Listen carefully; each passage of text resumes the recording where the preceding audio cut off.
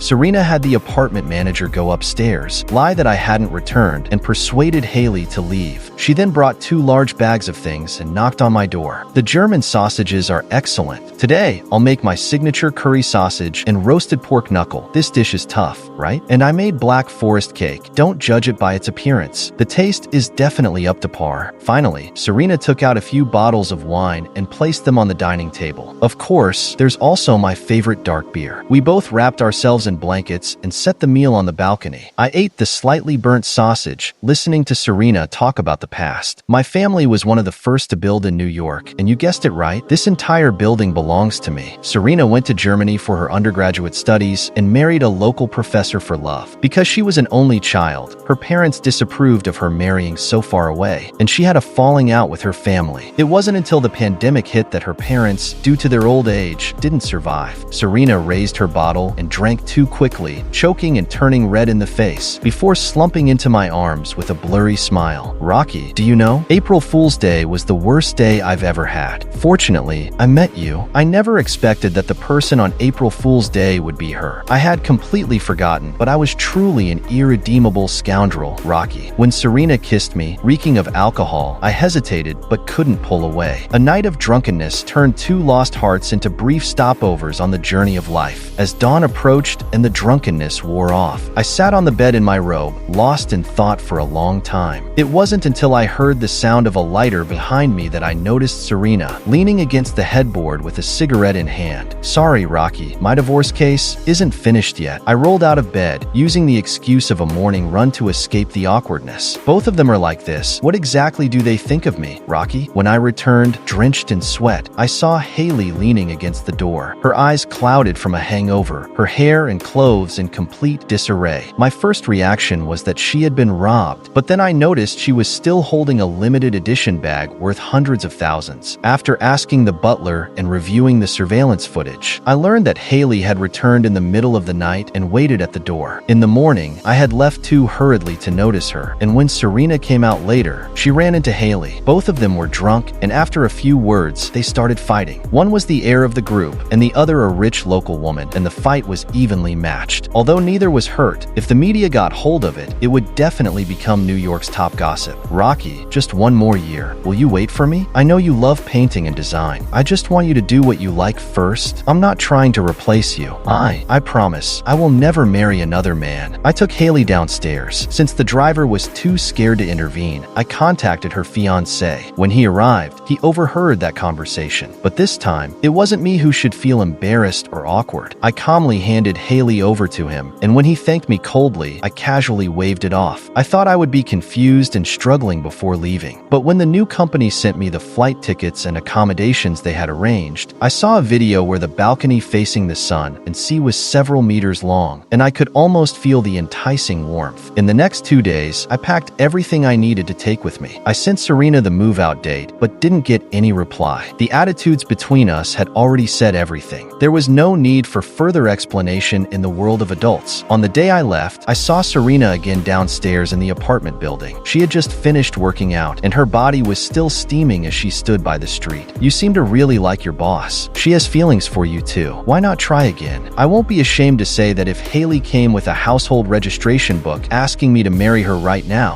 I might really stay. But Hailey wouldn't. There are too many relationships and interests she still needs to balance and exploit, and what I want isn't endless disputes. And now, it's over. Hailey and I have no future. In the cold wind, I tightened my collar and stomped my feet, wanting to escape this northern winter quickly. I looked at the ride-hailing car flashing its lights at me ahead and pulling my suitcase. The only person I would say goodbye to in this city I've lived in for nearly 10 years was Serena, whom I'd known for just a few months. "Rocky, will we meet again after I go back back to Germany to finish my divorce? When I heard Serena's question outside the car, I smiled without saying anything and slowly raised the window. On the way to the airport, I deleted Hailey's contact one by one. I hesitated for a moment when I saw she was still using the couple avatar I had drawn back in college on her inactive Twitter account, but ultimately, I deleted that too. I looked out the window. Everything in sight was withered and bleak. Goodbye to New York's harsh winter. In my third year as CEO of the Southern Company, I had already achieved financial independence through my hobby of design and the shares I had purchased. Over these 3 years, news about New York's Galaxy Group always reached me through classmates and friends. Hailey still didn't become the CEO of the headquarters. She was dumped just as her inheritance prospects were looking up, causing an uproar in the industry. Her former fiancé turned around and married the daughter of a rival company's owner, putting significant pressure on Galaxy Group. When the old man passed away, Hailey lost her greatest support. Her stepmother and her son secretly allied with minority shareholders to sell their stocks, causing turmoil in the company, and Hailey was forced to relinquish power again. During her hardest time, Hailey came to the South and cried uncontrollably in front of all her company's subordinates. She held on for 3 days, but eventually gave up. Just like back then, my silence was my answer. I couldn't give up everything I had to go back with Hailey. Hailey's confidants were all eventually bought off, and when I heard she was reduced to a passive director of the group, I felt a bit of regret. Later, Hailey developed a severe case of insomnia and took medication like it was food, her mental state completely breaking down. Hailey wasn't without strength. Had she stepped out of the whirlpool of the H family and started anew, she would likely have another world of her own by now. She was just too obsessed with Galaxy Group and didn't want everything in the H family to fall into the hands of her stepmother. At the beginning of the year, I went to New York on a business trip. I secretly visited Hailey amidst heavy snow. She was in a VIP hospital room with the best medical team, but she seemed like a prisoner, unable to leave the room. The nurse said she was always talking to her phone, even though it was out of battery, unsure who she was trying to contact. Through the glass door, I glanced at her from a distance. The nurse was taking good care of her, her appearance neat and clean. Hailey was speaking to her phone, her eyes full of sweetness. "Sir, are you a friend of the patient? You can go in to visit." The nurse's voice caught Hailey's attention. She looked at me for a moment, her eyes dull before she lay back with her back to me, and the nurse refused to let me enter. I wasn't sure if she recognized me at that moment, so I left the hospital after leaving the cheese-baked potatoes I brought for her with the nurse. Since that day, Hailey's news completely disappeared from my world. I looked at the time, and it was almost time to get off work. The 2 vice presidents had already changed into their jerseys and were trying to drag me into a game. I couldn't refuse and was pushed out of the company building. A seagull flew overhead. This year, the South is still having a warm winter. The end. If you like Kitten's story, please follow and like it. Updated every morning at 9 a.m.